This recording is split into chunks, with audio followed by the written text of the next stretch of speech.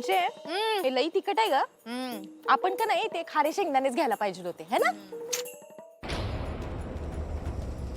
Mummy mummy ठेवून दे कशाला खा ग. मम्मी अधिपती आलाय ठेव.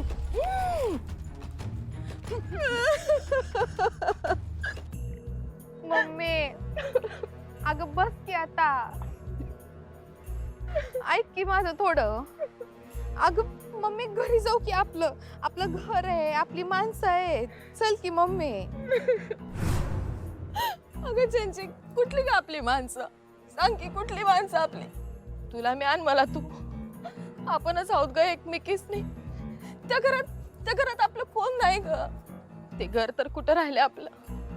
ज्या घरात आपली ताईच नाही त्या घरात मला नाही यायचं. ए मावशे अधिपती काय झालं असं का बोलाले. आम्ही आहे की सगळी. चल घरला चल. हा इथं का थांबलं चला. बघा की अधिपती मी आधी तिला कवा धरणं सांगायले पण ऐकतच नाही. ए चला इथं रस्त्यात तमाशा नको चला. बघितलं त्यांचे अधिपती काय बोलले मला.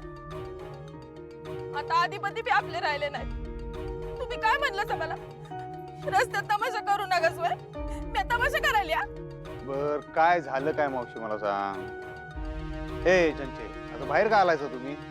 आता मी जर बोलले तर लहान तोंडी मोठा घास घेतलाय असं होईल. मम्मीलाच विचारा की तुम्ही. काय झालं मावशे.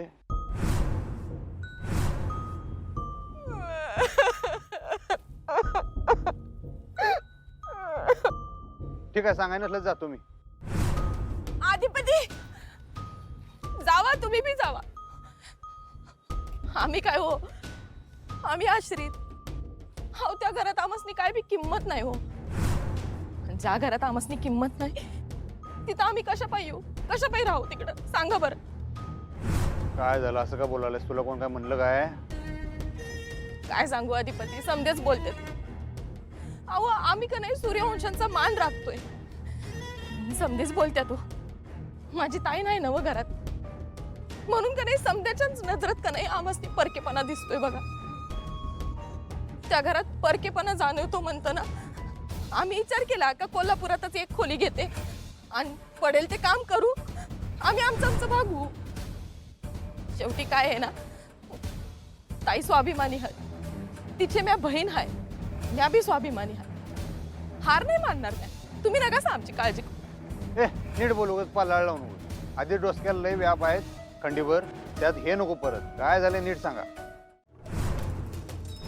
की आई साहेबांविषयी काही जरी पत्ता लागला काही जरी माहिती मिळाली तरी आम्हाला सांगा. आणि रोज ते त्यासनी फोन करून अपडेट घेतात आणि आम्हाला देतात. ह्या घराच्या भल्यासाठी जेवढं करता येईल तेवढं त्या सगळं पहिल्यापासून करत असतात. त्यामुळे त्यांच्याविषयी तक्रारी मी ऐकून घेणार नाही. कळलं ना.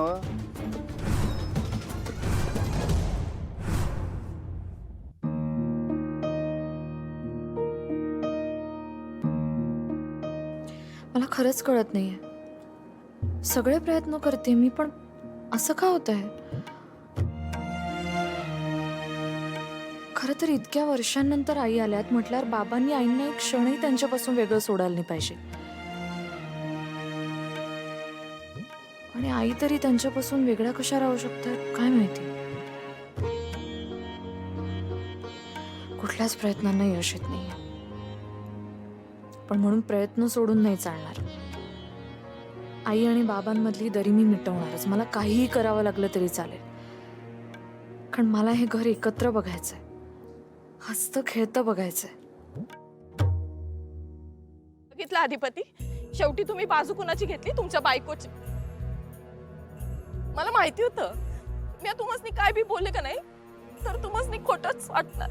खरं कधी बी वाटत नाही माझं. नाही बाजू घ्यायचा प्रश्नच नाही. मी जे डोळ्याने बघितलं ते सांगितलं. त्यांचा हेतू काय असतो काय नाही मला चांगलं माहित आहे.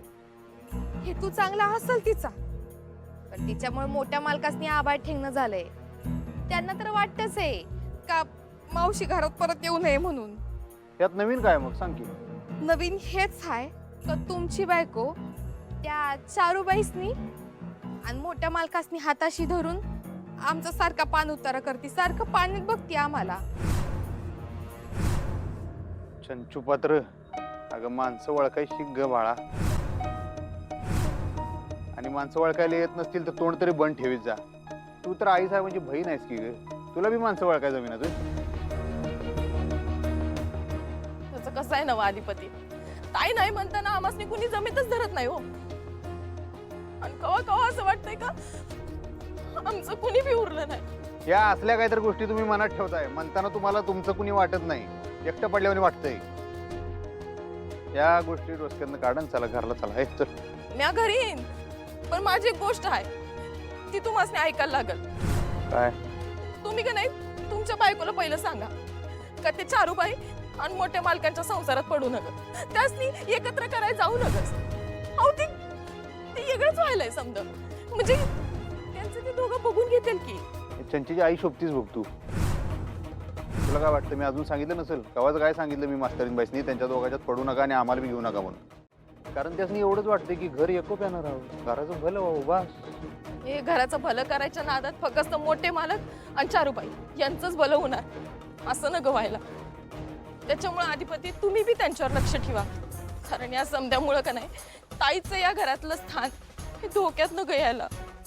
मी जवळ जिवंत आहे का नाही तोपर्यंत आई साहेबांचं या घरातलं आणि सगळ्यांच्या मनातलं स्थान आबादितच राहणार, एवढं लक्षात ठेवा.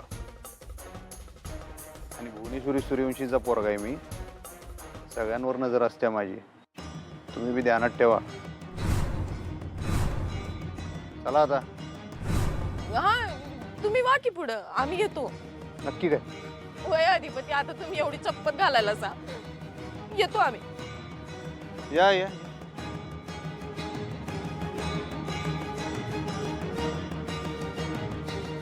चंची खा. हे घे.